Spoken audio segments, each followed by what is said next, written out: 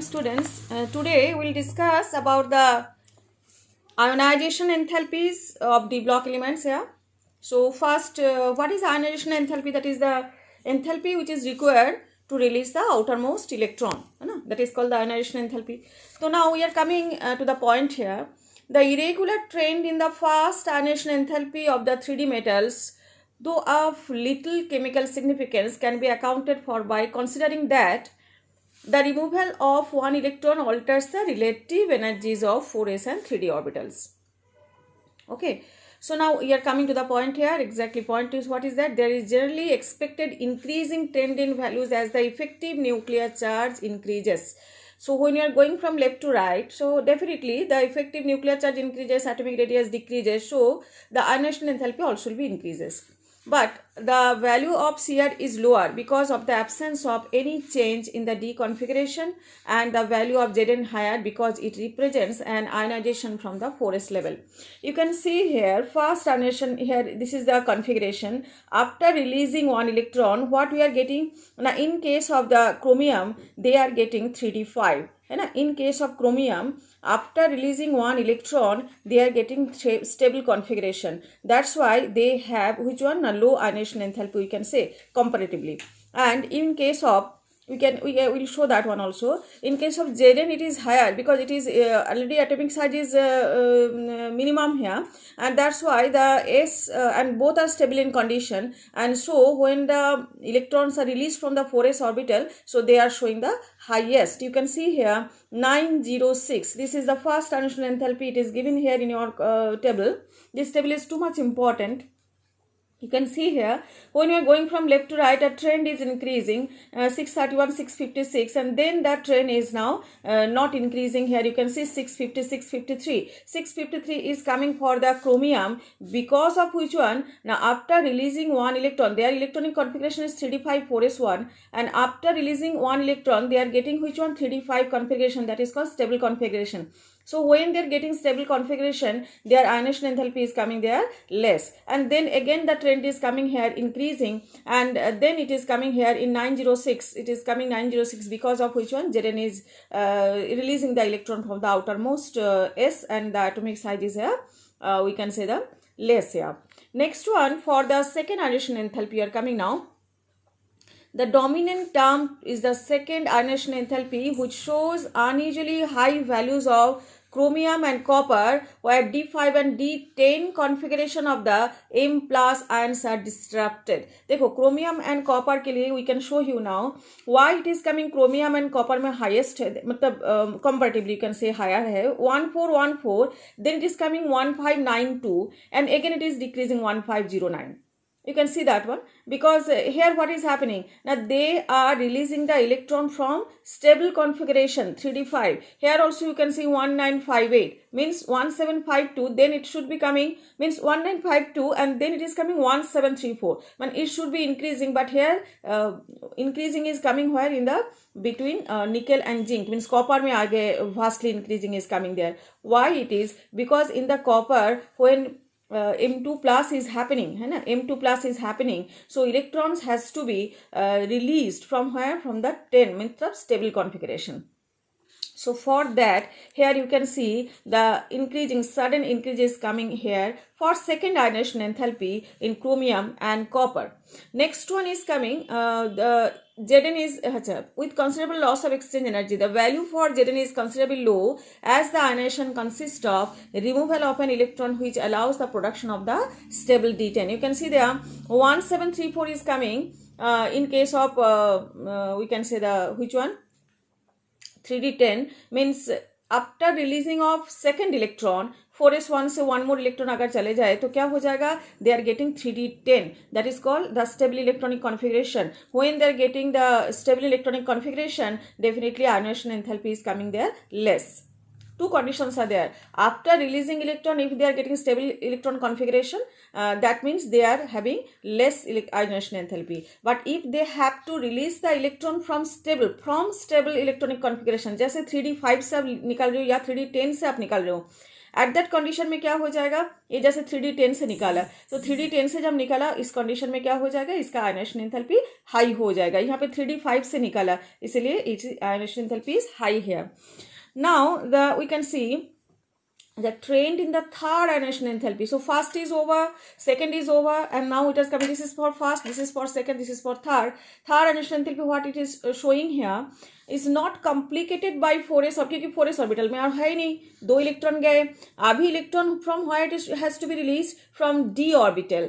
So 4s orbital factor and shows the greater difficulty of removing an electron from d5, that's Mn2 plus, and d10 from Zn2 plus. You can see here for the third ionization enthalpy, this is the third ionization enthalpy, it is coming maximum where 3260 in manganese and 3829 is coming in zinc. Why? What is the reason behind that? Because और तो किसी के पास s electron है ही नहीं, अभी जो है manganese की, they are releasing the electron from stable electronic configuration, that is 3d5, and here for zinc also they are releasing electron from stable electronic configuration from 3d10. So that's why as they are releasing from electron from the stable electronic configuration, so their ionization enthalpy, third ionization enthalpy is coming here maximum, है ना. Next one we are coming, that's why there is a marked break between which one, Mn2 plus and Fe2 plus. You can see here this is Mn and this is Fe, तो यहाँ पे marked difference आ गए, क्योंकि यहाँ पे 2990 तो यहाँ पे suddenly increase हो गया, फिर यहाँ पे decrease हो गया. So that is a break. Also the high values of copper, निकल एंड जिंक इंडिकेट, तो यहाँ पे देखो बहुत ही हाई है. थर्ड ionization एंथैल्पी लगभग 3000 के आसपास सबकी. तो यहाँ पे क्या है, और कॉपर, निकल और जिंक में आप देख लो, कॉपर, निकल, कॉपर एंड जिंक, ये जो है ना यहाँ पे 3-4, यहाँ पे 3-2 से आगे 3-4, 3-5, 3-8. तो डेफिनेटली उसके लिए Zn3+ या कॉपर 3+ या Ni3+ पॉसिबल ही नहीं है ना. That's why they are always stable in which one, oxidation state always coming in 2+ condition, है ना, निकल, कॉपर एंड जिंक के लिए. So you can see here, so why it is difficult to obtain oxidation state greater than 2 for these elements. तो oxidation state +3 यहाँ पे आना बहुत मुश्किल हो जाता है, because here third ionization enthalpy is very one too much maximum. Although ionization enthalpy gives some guidance concerning the relative stability of oxidation state. Now, we are coming to the oxidation state here. You can see for scandium, what is the electronic configuration of 4s2 3d1? तो definitely अगर 3 electron चले गए, so scandium will be getting which one, the noble gas configuration. Titanium के लिए क्या होता है ना, देखो धीरे धीरे दैट इज इंक्रीजिंग, है ना. सबसे मैक्सिमम किसके तरफ आएगा, मैंगनीज की तरफ.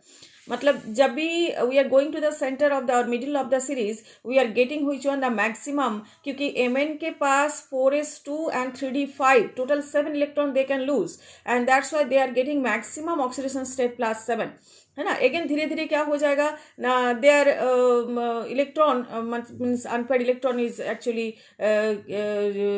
Decreasing there, and their oxidation number also will be decreasing. You can see there, and as well as ionisation enthalpy भी. इसके एक्चुअली आयनाइजेशन एंथैल्पी यहाँ पे बहुत सारा काम करते हैं, क्योंकि जितना जैसे कॉपर, जिंक और निकल के लिए देखो +2 condition is maximum, mean stability is coming. Already I told you why, because ionisation enthalpy maximum है उसकी +3 के लिए. सो डेफिनेटली वो किस में स्टिक करेगा ना, +2 कंडीशन के लिए भी ही स्टिक करेगा. और बाकी देखो यहाँ पे टाइटेनियम के लिए या वेराडियम के लिए, क्रोमियम के लिए, ये जो है ना यहाँ पे बहुत, स्कैंडियम के लिए भी, स्कैंडियम, टाइटेनियम, इसमें क्या है, बहुत ही less electron they have to gain, जैसे to complete their we can say the octet, और that's why they are getting, मतलब जो एक्सट्रीम एंड में है उसका लेस है, बट एक्सट्रीम जो सेंटर में है their oxidation state is increasing. जैसे स्कैंडियम की +3, टाइटेनियम की +2, +3, +4, बट स्टेबिलिटी किस में आएगा, +4 में आएगा. वेनाडियम की +5 में आएगा, क्रोमियम की +3, +6 में आएगा, और मैंगनीज की +7 तक है, बट +2, +7 में उसकी ऑक्सीडेशन स्टेट की स्टेबिलिटी आएगा. फेरस की +2, +3 एंड कोबाल्ट की +2, +3, ये दोनों फेरस और कोबाल्ट के लिए +2, +3 ऑक्सीडेशन स्टेट ही आएगा. और इसके इलेक्ट्रॉन पोटेंशियल के ऊपर डिपेंड करते हैं कुछ चीज़ें also, that also will discuss. And nickel, copper and zinc के लिए आ जाएगा +2 oxidation state. Okay, so now we are coming here, you can see the near manganese for example exhibit all the oxidation state, है ना. manganese के लिए देखो सभी oxidation state +2 to +7 तक. The lesser number of oxidation state at the extreme ends stems from either too few electrons to lose. मतलब यहाँ पे क्या होता है कि लूज इलेक्ट्रॉन करना बहुत ही कम इलेक्ट्रॉन है जो लूज कर सकते हैं, और यहाँ पे क्योंकि बहुत ज़्यादा इलेक्ट्रॉन तो लूज नहीं कर सकते, तो जो आउटर मोस्ट में वही वो लूज कर सकते हैं. और यहाँ पे क्या होता है बहुत कम इलेक्ट्रॉन को यहाँ पे बहुत कम इलेक्ट्रॉन को लूज कर सकते हैं, और यहाँ पे कम इलेक्ट्रॉन को गेन कर सकते हैं. ये बात है क्योंकि मैक्सिमम इलेक्ट्रॉन को तो लूज नहीं कर सकते, तो गेन करने का टेंडेंसी इधर है, और यहाँ पे क्या हो जाएगा ना, लूज करने का टेंडेंसी इधर है. तो too many d electrons and fewer orbitals available in which to share electrons with the others for higher valence copper and zinc, है ना. जैसे कॉपर और जिंक के लिए क्या है ना, ओनली +2 कंडीशन ही है जो रिलीज कर सकते हैं. इसके बाद we are coming for this early in the series scandium is virtually unknown and titanium 4 is more stable. ये बहुत थोड़ा सा याद रखना पड़ेगा आपको. टाइटेनियम के लिए 4 है, और टाइटेनियम के लिए मोर स्टेबल देन टाइटेनियम 3 से मोर स्टेबल कौन सा 4. यहाँ पे देखो जो बोल्ड वाला लिखा है ना वो that is stability is coming. And for titanium 2 और टाइटेनियम 3 से टाइटेनियम 4 क्या है, स्टेबिलिटी ज़्यादा है. At the other end the only oxidation state zinc is +2 no d electron, क्योंकि यहाँ पे डी इलेक्ट्रॉन इन्वॉल्व भी नहीं होता है क्योंकि अट्रैक्शन बहुत ज़्यादा हो जाता है. एटॉमिक साइज धीरे धीरे क्या हो जाता है, रिड्यूस हो जाते हैं, इफेक्टिव न्यूक्लियर चार्ज इंक्रीज हो जाते हैं. तो +2 ही यहाँ पे मैक्सिमम स्टे करते हैं. The maximum oxidation state of reasonable stability corresponding value to the sum of the s and d electron, है ना. जैसे यहाँ पे आप टाइटेनियम के लिए क्या है 4 है, टाइटेनियम के लिए 4 क्यों है ना, इसका इलेक्ट्रॉनिक कॉन्फिगरेशन क्या है 3d2 4s2. तो 3d2 4s2 मतलब टोटल इलेक्ट्रॉन कितना आ रहे ना 4 है. तो दैट्स वाई एस और पी में जितना इलेक्ट्रॉन है उसकी जो कॉम्बिनेशन ही आएगा इसकी स्टेबिलिटी में. इसलिए वैनाडियम के 3d2 एंड 4s2 3d3, तो उसमें क्या हो जाएगा टोटल 2 और 3 5 हो जाएगा. इसमें भी 3d5 and 4s1, so total क्या आ जाएगा इसका 6 आ जाएगा, और इसमें 3 आ जाएगा. और इसमें मैंगनीज के भी वही कंडीशन आएगा. एक्चुअली 3 में इसका क्या हो जाएगा ना, हाफ फील्ड स्टेबिलिटी आ जाएगा. हाफ फील्ड स्टेबिलिटी मतलब 3d3 D3 कंडीशन और D3 और D5 ये दो कंडीशन बहुत ही इंपॉर्टेंट होते हैं. हाफ फील्ड कंडीशन यहाँ पे है, लेकिन T3 में और एक स्टेबिलिटी आता है ना. T3 में भी और एक स्टेबिलिटी, इसको T3G कंडीशन बोलते हैं. तो जो भी हो उसको बाद में कोऑर्डिनेशन कंपाउंड में हम इसको डिस्कस करेंगे. मतलब जब 3 आ जाएगा उसको हमने क्या बोलते हैं 2G कंडीशन, जिसको हम बोलते हैं कि थोड़ा सा स्टेबिलिटी इसमें भी आता है. ठीक है ना, ये भी हम डिस्कस करेंगे. तो ये कोऑर्डिनेशन कंपाउंड में और भी आपको क्लियर हो जाएगा. तो next we are coming for so manganese. Up to manganese में टाइटेनियम की आपके 4 हो गया, वैनेडियम की 5 हो गया, क्रोमियम की 6 हो गया. You can see there chromium 6 and manganese 7, है ना. ये स्टेबिलिटी आ जाता है. followed by rather abrupt decrease in the stability of higher oxidation state.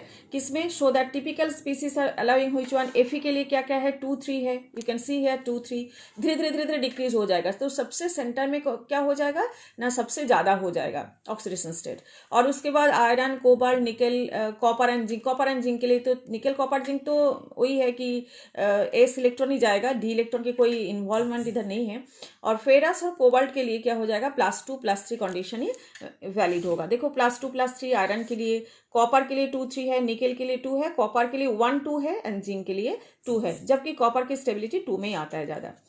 The variability of oxidation state characteristics of transition element arise out of incomplete filling of d orbitals in such a way that their oxidation states differ from each other. देखो बहुत ही important बात है, each other by unity. अब देखो vanadium की 2 3 4 5 difference किस में आ रहे, एक की डिफरेंस आ रहे सब में.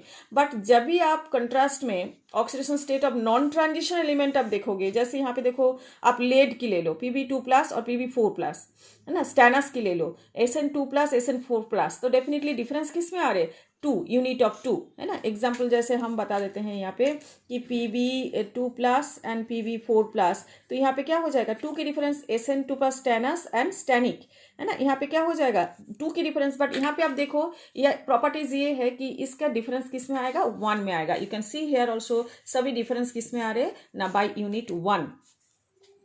Interesting feature in the variability of oxidation state of d block elements noticed among the groups. The group 4 through 10, है ना, 4 to 10 के बीच ये ऑक्सीडेशन स्टेट की डिफरेंशिएशन आता है.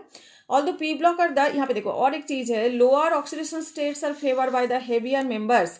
जितने आप नीचे की तरफ जाओगे due to inert pair effect क्या होता है ना पी ब्लॉक में, क्या होता है कि heavier elements are showing their lower oxidation state. ये आपको पता ही है क्योंकि +2 +4 है, तो +2 will be showing stability in the when we are going down the group, क्योंकि वही है इफेक्टिव न्यूक्लियर चार्ज इंक्रीज हो जाता है और बाहर आउटर मोस्ट जो है they are taking part in the reaction. The opposite is true in the groups of d block. D block में ये जो वेरिएशन आ रहे हैं ना, कि क्यों आ रहे ना, जैसे ग्रुप 6 में molybdenum 6 and tungsten 6 and we can say they are found to be more stable than the chromium 6. chromium और molybdenum and tungsten they are coming in same group, है ना. ये जो क्रोमियम वाला जो ग्रुप आप देख लो यहाँ पे, वी कैन सी, हाँ यहाँ पे देखो क्रोमियम, molybdenum एंड यहाँ पे it is coming tungsten. But molybdenum and tungsten they are more stable you can say in 6 than the chromium 6, है ना. This is the condition. तो हायर वाला यहाँ पे वही बोल के रखा है कि इन ग्रुप 6, है ना, molybdenum, tungsten and they are more stable. 6 oxidation state में, +6 oxidation state में they are more stable than chromium. Thus chromium 6 in the form of dichromate in acidic medium is a strong oxidizing agent. Chromium 6 क्या हो जाता है, chromium की actually क्या होता है ना, it is coming +6 oxidation state. तो ये जो है ना ऑक्सीडाइजिंग एजेंट बन जाते हैं. ऑक्सीडाइजिंग एजेंट बन जाते हैं मतलब they are actually oxidise other, means they are getting the electron from the others and oxidise other. तो जितना इलेक्ट्रॉन ले लेगा तो क्रोमियम 6 में कन्वर्ट हो जाएगा, किस में ना, लोअर ऑक्सीडेशन स्टेट में it will be converted. Whereas MoO3 and WO3, that is trioxide of tungsten or trioxide of molybdenum, जैसे यहाँ पे +6 कंडीशन इज कमिंग है, ऑक्सीजन का माइनस यहाँ पे 3 है तो -2 दैट मीन्स -6, यहाँ पे +6 कंडीशन. तो यहाँ पे देखो ये स्टेबल हो जाएगा.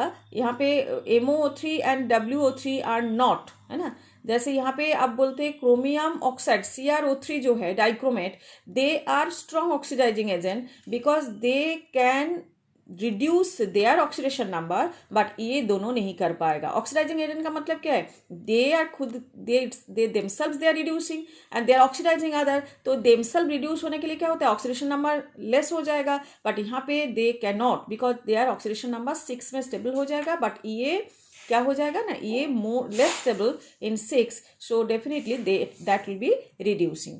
ओके, ये हो गया आपकी क्रोमियम. मतलब मेन बात ये है कि अगर क्वेश्चन आए कि why CrO3 is stable but CrO3 is working as a strong oxidising agent but this will not, MoO3 और WO3, so you can say that one because they are showing their stability in 6 oxidation state because they are heavier and D block elements are showing this type of discrepancy. Okay, next one more discrepancy is coming in case of the low oxidation states are found कहाँ पे ना, in case of the ligands. ये जो ligands बात है ना, ये हम coordination compound में आपको होगा, मतलब you can come to know about this ligands.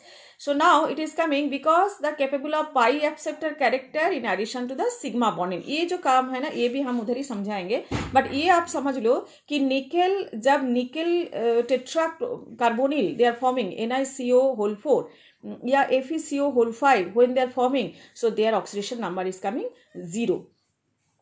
ठीक है, क्योंकि निकेल के और आयरन के +2 +3 हम लोगों ने पता है, निकेल का +2 हम लोगों ने पता है कि ऑक्सीडेशन से स्टेबल होता है. बट जब भी they are combining with carbonyl condition, क्योंकि पाई एक्सेप्टर है, तो at that condition they are showing, है ना, oxidation number 0. That also will be discussing in the next chapter. So this is the actually variation in case of oxidation number and why they are showing this type of variation in the oxidation number.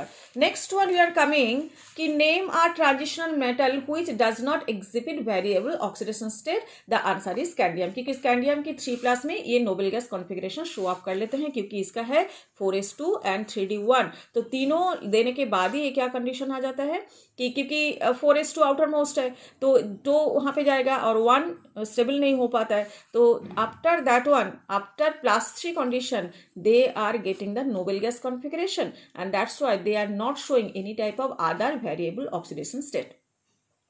ठीक है। और उसके बाद which of the 3D series of the transitional metal exhibits the largest number of oxidation states and why? Because here it is coming Mn2 plus, sorry, Mn जो manganese है, they are showing largest oxidation state, you can see +2 +3 +4 +5 +6, मतलब 1 से difference से up to 7 तक ये show कराएगा। क्यों show कराएगा? Why? Because their electronic configuration is which one? 3d5 4s2। their electronic configuration is 3d5 4s2, that's why they can show the, मतलब दोनों s और p जो इलेक्ट्रॉन मिला के आपको क्या हो जाएगा, ये 3d5 4s2 शो कराता है मैंगनीज। तो 5 और 2 7 तक they can show their oxidation number, इसलिए maximum they are showing the in the 3D series they are showing the maximum oxidation number. Okay, now we are coming for the electrode potential. It is coming about the, actually electrode potential किससे depend होता है पहले ही बता देते हैं कि electrode potential actually depending on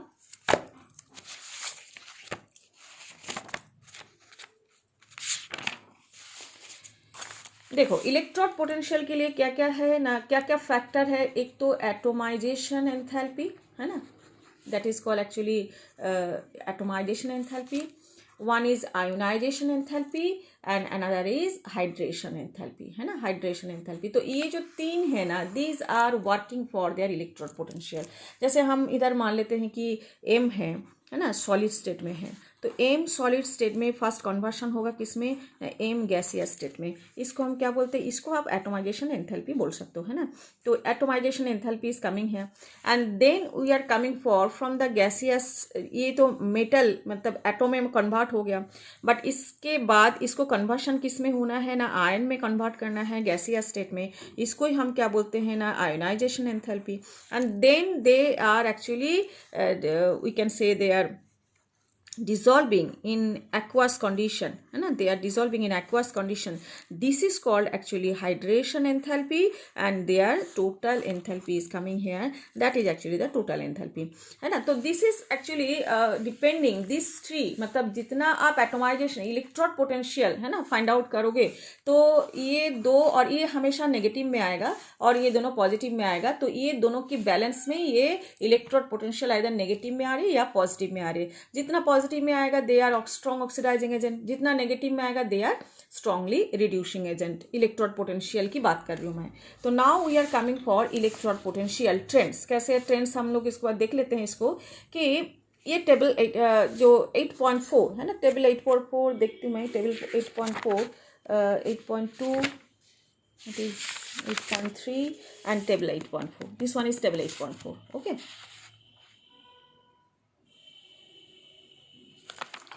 so you can see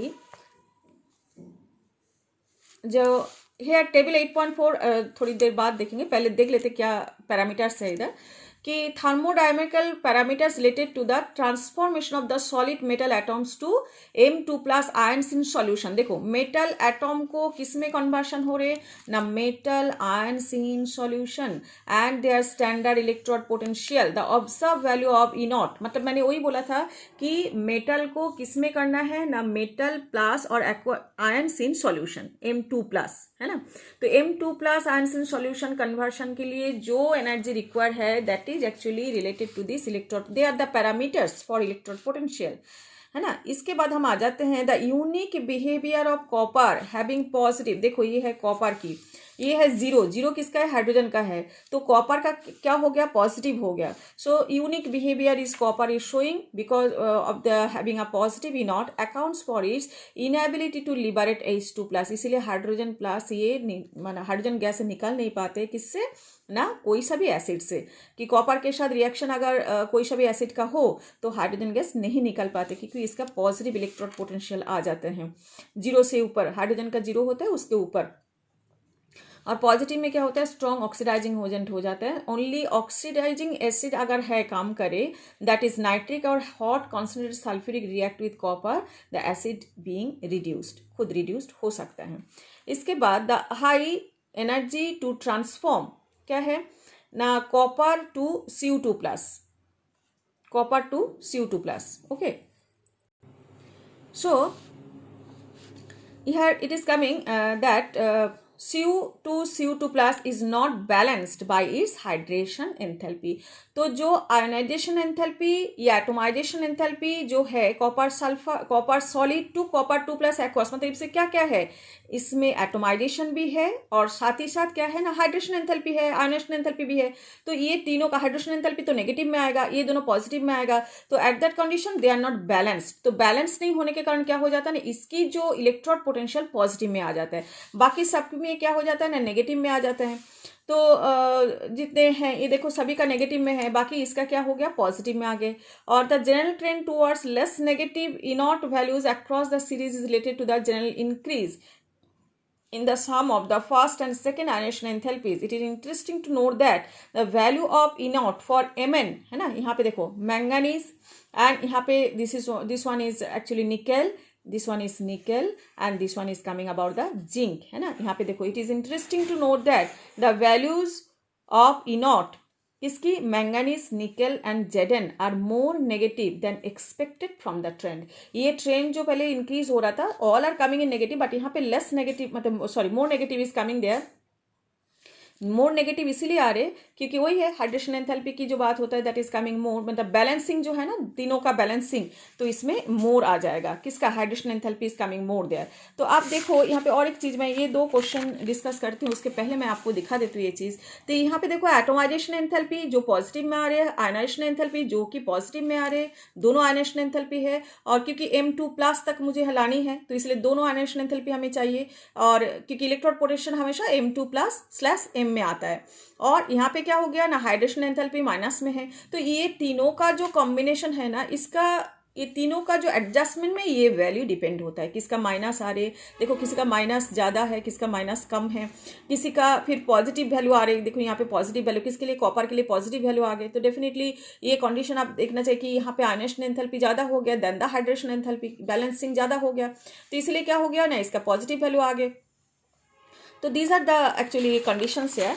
and next one we are coming for the, यहाँ पे देखो Cr3 प्लस और Mn3, Cr2 plus and Mn3 plus, ये दोनों कंडीशन आपके पास है कि आपको क्वेश्चन है कि why is Cr2 plus reducing and Mn3 plus oxidising when both have D4 configuration. अच्छे से समझ लो इस चीज को कि Cr यहाँ पे है Cr2 प्लस और यहाँ पे है Mn3 प्लस, ठीक है ना।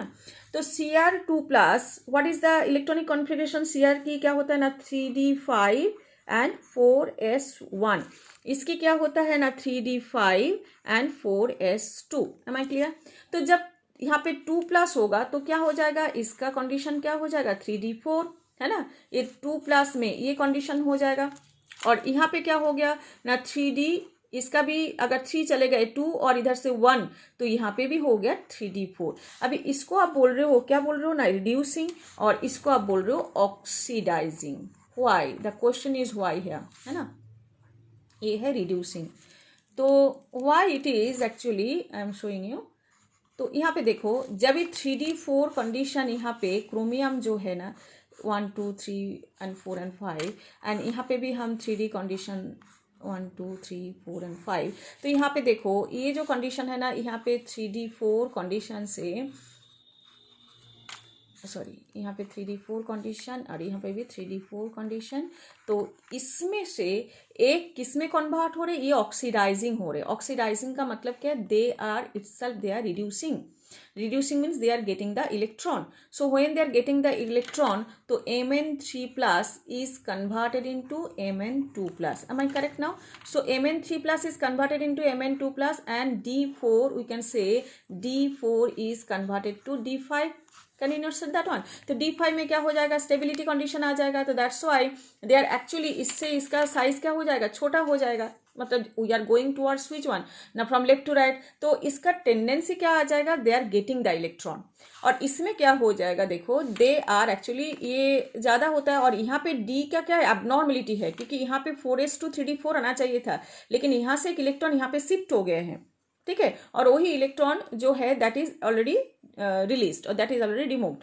सो डेफिनेटली दैट टेंडेंसी क्या हो जाएगा ना, रिमूवल की। तो रिमूवल की टेंडेंसी डी से भी इलेक्ट्रॉन चला जाएगा। और now this is the condition is coming, जहाँ पे 1 2 3 condition D42 it is converted into D4 to D3. ये जो मैंने बोला था ना T2G condition, ये भी हम बता देंगे कि ये जो D3 condition में भी stability आता है. ये D3 condition जो है ना इसमें भी stability आता है और half fill condition में भी stability आता है. तो that's why they are reducing because they are converting to which one D4 to D3 and they are getting which one half fill T2G level. ये भी हम बाद में आपको समझा देंगे just T2G level के लिए, क्योंकि they are tendencies to release and Mn3 plus tendencies to accept the electron, they are converting into which one D4 to D5. So that's why जब they are getting the electron, that means they are converting to oxidizing agent and यहाँ पे they are releasing the electron to reduce other and itself they are oxidizing, क्योंकि Cr2 plus is किस में convert हो रहे, Cr2 plus is converted into Cr3 plus और Mn3 plus is converted into which one, Mn2 plus. So that's why they are reducing and they are oxidizing in nature. Okay. And one more condition is coming. Example is coming. Question is coming here. The E0 value for copper is positive. What is possible reason for this? क्योंकि copper की positive value होने के लिए क्या होना चाहिए? इसके hints है कि आपको एटोमाइजेशन एंथैल्पी और हाइड्रेशन मतलब हाई एटोमाइजेशन एंथैल्पी बोलना है और लो हाइड्रेशन एंथैल्पी बोलते हैं. So that is the answer only, क्योंकि ये जो है ना एटोमाइजेशन एंथैल्पी पॉजिटिव में आएगा, हाइड्रेशन एंथैल्पी क्या हो जाएगा, नेगेटिव में आएगा. तो डेफिनेटली ये कम हो गया, इससे ये कम हो गया, इसलिए बैलेंसिंग में क्या हो, टोटल में जब आप टोटल कर रहे हो तो उसमें positive value is coming there. So that's why E0 is coming here as a 0.34 volt.